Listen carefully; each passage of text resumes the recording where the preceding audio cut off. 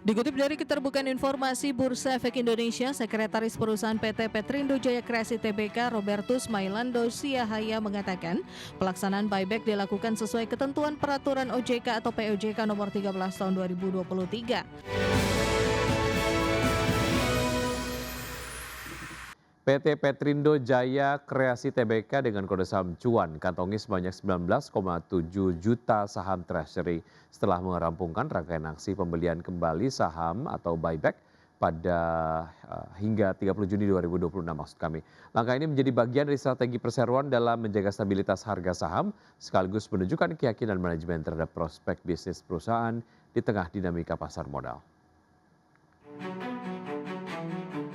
Dikutip dari keterbukaan informasi Bursa Efek Indonesia, Sekretaris Perusahaan PT Petrindo Jaya Kreasi Tbk Robertus Mailando Siahaya mengatakan, pelaksanaan buyback dilakukan sesuai ketentuan Peraturan OJK atau POJK nomor 13 tahun 2023. Regulasi tersebut memberikan ruang bagi perusahaan untuk melakukan pembelian kembali saham tanpa perlu memperoleh persetujuan Rapat Umum Pemegang Saham atau RUPS dalam kondisi pasar mengalami fluktuasi signifikan. Berdasarkan laporan perseroan, jumlah saham treasury yang berhasil dikumpulkan mencapai 19.700.600 saham. Aksi tersebut dilakukan melalui 2 tahap pelaksanaan, di mana tahap pertama diselesaikan di 24 Juni 2025 dengan pembelian sebanyak 418.400 saham di harga rata-rata Rp4.780,29 per saham. Setelah perseroan melakukan stok split di 11 Juli 2025, jumlah saham hasil buyback disesuaikan menjadi 4.184.000 saham. Di tahap kedua yang berakhir 3 Mei 2026, perseroan kembali melakukan pembelian sebanyak 15.516.600 saham dengan harga Rp1.553,83 per saham. Hingga laporan per 30 Juni 2026, seluruh saham hasil buyback tersebut masih tercatat sebagai saham treasury dan belum dialihkan kepada pihak lain maupun dijual kembali ke pasar. Perseroan menyebutkan rencana pengalihan saham treasury termasuk waktu pelaksanaan RUPS, jadwal keterbukaan informasi, mekanisme pengalihan serta pihak yang akan menerima pengalihan saham masih belum ditentukan. Diketahui, aksi buyback tersebut menjadi salah satu langkah perseroan merespon kondisi pasar sekaligus memberikan sinyal manajemen melihat nilai perusahaan masih memiliki prospek positif. Perseroan menegaskan kepemilikan saham treasury yang cukup besar, maka perusahaan memiliki fleksibilitas dalam menentukan strategi korporasi lanjutan sesuai kebutuhan perusahaan dan kepentingan pemegang saham. Berbagai sumber IDX Channel. Pemirsa, PT Barito Renewables Energy Tbk melalui anak usahanya Star Energy Group Holdings memperoleh fasilitas pinjaman senilai maksimal 300 juta dolar Amerika dari Bangkok Bank Public Company Limited.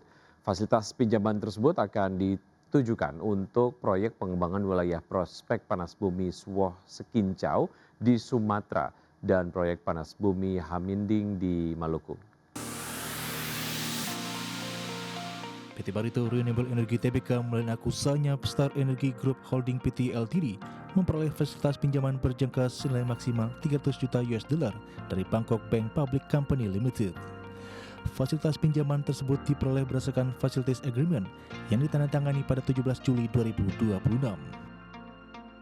Dana dari fasilitas pinjaman akan digunakan untuk membiayai kegiatan prakonstruksi proyek pengembangan wilayah prospek panas bumi Suwoh Sekincau di Sumatera. Dana juga dialokasikan untuk pembiayaan konstruksi proyek Suwoh Sekincau melalui permintaan modal ke PT Star Energy Suwoh Sekincau hingga 105 juta US dollar, serta proyek pengembangan wilayah prospek panas bumi Haminding di Maluku melalui pernyataan modal ke PT Star Energy Geothermal Indonesia hingga 90 juta US dollar. Fasilitas pendanaan tersebut diharapkan dapat memperkuat likuiditas dan struktur pendanaan kelompok usaha, sekaligus mendukung kebutuhan belanja modal, modal kerja, serta pengembangan proyek panas bumi dan ketenagalistrikan. Selain itu, fasilitas tersebut juga ditujukan untuk meningkatkan efisiensi pengelolaan arus kas, memperkuat kapasitas pendanaan kelompok usaha, serta menciptakan sinergi pendanaan guna mendukung pertumbuhan usaha secara berkelanjutan.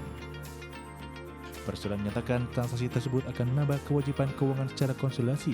Meski demikian, manajemen memastikan tambahan pinjaman tersebut tidak memberikan dampak signifikan terhadap kegiatan operasional maupun kelangsungan usaha perseroan. Berbagai sumber untuk IDX Channel. PT Summarecon Agung Tbk menilai segmen hunian menengah hingga menengah atas masih menjadi penopang utama bisnis properti di tengah tantangan ekonomi dan proyeksi tekanan suku bunga tinggi sepanjang 2026.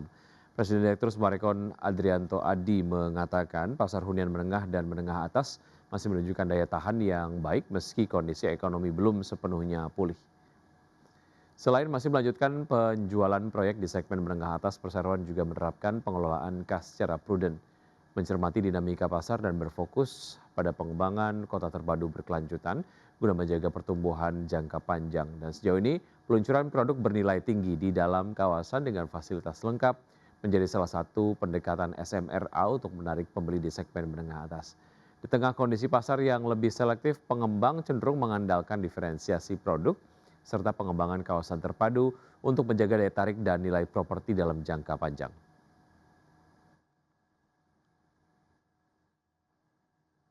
Nilai tukar rupiah diperkirakan masih berpotensi melanjutkan penguatan terhadap dolar Amerika Serikat pada perdagangan di hari Rabu 22 Juli 2026. Pelaku pasar saat ini menantikan sejumlah sentimen mulai dari hasil rapat Dewan Gubernur Bank Indonesia hingga perkembangan geopolitik global.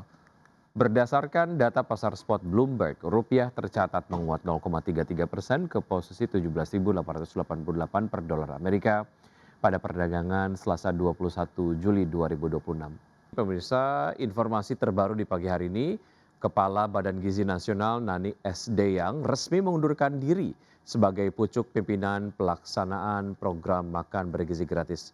Pengunduran diri dari Nani S. Deyang resmi diumumkan hari ini Rabu 22 Juli 2026 setelah mendapatkan persetujuan dari Presiden Prabowo Subianto.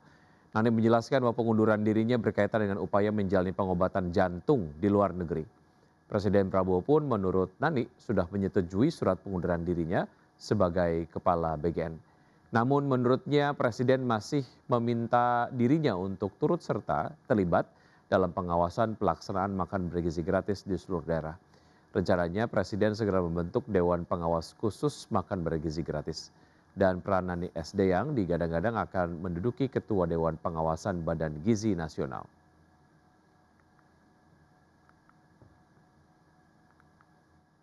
Lalu selanjutnya pemirsa dari bursa global, bursa Wall Street berakhir ceria pada perdagangan di hari Selasa berkat rally tajam saham semikonduktor yang mengalihkan perhatian investor dari konflik terbaru di Timur Tengah dan ketegangan perdagangan global. Data selengkapnya pada penutupan perdagangan di hari Selasa, Dow Jones Industrial Average yang ditutup naik 0,74% ke level 52.274 dan S&P 500 yang menguat 0,89% ke posisi 7.509. Dan Nasdaq Composite yang melonjak 1,29% ke posisi 25.837. Sementara itu bursa ekuitas Eropa pemirsa menguat didorong kenaikan saham teknologi dan pertambangan yang berhasil mengimbangi kekhawatiran investor terhadap eskalasi konflik di Timur Tengah. Stock 600 ditutup naik 0,56% di level 643,19. DAX Jerman meningkat 0,6% ke level 25.011 dan FTSE 100 Inggris menguat 0,58% ke posisi 10.585.